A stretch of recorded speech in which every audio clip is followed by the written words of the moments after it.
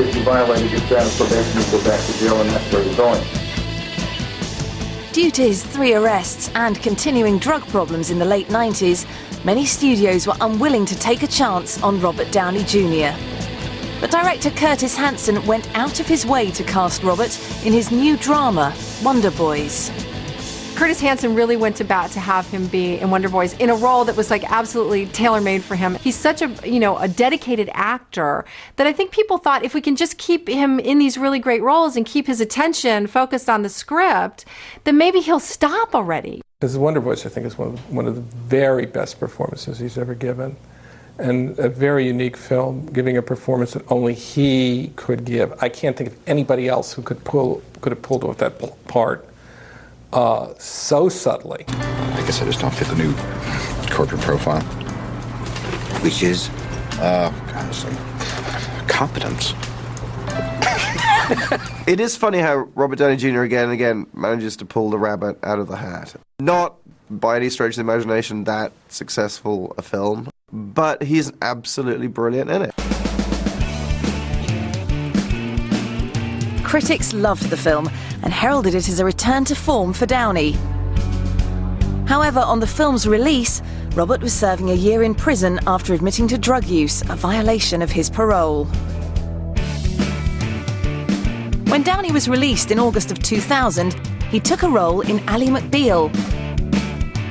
There's no doubt that it did seem like stunt casting to put Robert Downey Jr. on Ally McBeal. You know, he was a troubled character in real life, and you'd put on a show where there was a lot of troubled characters. But he was really, really good, and he won the Golden Globe for it. I just wanted to share this with my fellow nominees, and just say that this really means a lot, and it's been really a great pleasure working on the show. There was some comment that I read that as though they'd done him a favor by giving him that job. I found to be rather nauseating in its self-congratulation and unctuous to a degree that made me gag. I think Robert was not set out to do television sitcoms. He thrives on challenges, and he thrives on tests of his capacity. I don't believe that role tested anything other than his patience.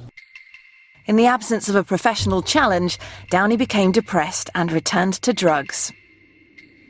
His downward spiral culminated in the famous Lost Weekend in Palm Springs. It was really, really awful stuff. He had hit a low that many people never come back from, never walk away from, that's for sure. It's also important to say, people criticize Robert Downey Jr., why can't he turn it around? The fact is, when you're in the throes of an addiction like that, and he clearly was, it's very difficult to turn it around. This guy was really, really sick. Downey's Lost Weekend put him back in jail for possession. He quickly posted bail and returned to work. But a few months later, he was picked up by police for his 5th drug-related arrest, when they found him stumbling around a shady part of LA, clearly intoxicated. Robert Downey Jr.'s latest arrest was the last straw for the TV show Ally McBeal. He was fired yesterday, shortly after being arrested for suspicion of drug use in Culver City, California. His parole officer put him in rehab and set up a 6-month stint in a drug treatment center. Downey has 2 court dates next week, one for this charge and one for his arrest last November. Roberts even said that this is the point where he hit rock bottom. Not only did he have this embarrassment with the arrest, but Deborah Falconer had enough with him, and even though they were estranged at the time, she said, "That's it, we're done. I'm taking our son. I can't have this anymore." No one could believe that he was given this opportunity to succeed, and he just blew it again. With his family gone and his career in tatters, Robert took a year to focus on recovery. Slowly, with rehab and therapy, he appeared to understand how to control his demons. You have these gauges that start flashing. You can tell when things are malfunctioning, and usually it's in the form of feelings. And hopelessness was a real great thing for me to play with, I don't think I know too many people more self-aware than Robert is, less self-delusional. He hung on to his addictions for as long as he needed to, chose to, wanted to. He hung on to that path of flirtation with destruction for as long as he wanted to flirt with it. Now he's abandoned that for a wholesome, productive, seriously ambitious, dedicated personal and professional life. There was a conversation that I had with Robert, and this was just prior to him having to leave our facility.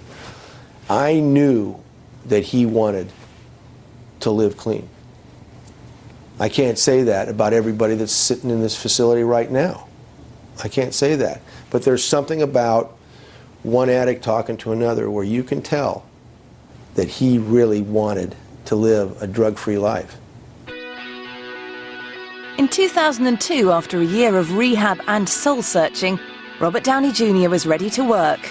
Taking a chance, Joel Silver cast him opposite Oscar winner Halle Berry in Gothika. Well, Mel Gibson was the one who called Joel Silver and said, this kid is clean now. He really seriously is clean. And Joel listened to him, and that's when he cast him in Gothika. Downey had to put up most of his salary to pay for his insurance, but this job was about getting his career and his life back on track. Both goals got a huge jump start when Robert met one of the film's producers, Susan Levin. She's a very calm person. She's a very lovely person. You know, she's not somebody who's going to go out and party. She's a very dedicated professional herself. You know, she's about the work, and I think that that's a really good influence for him.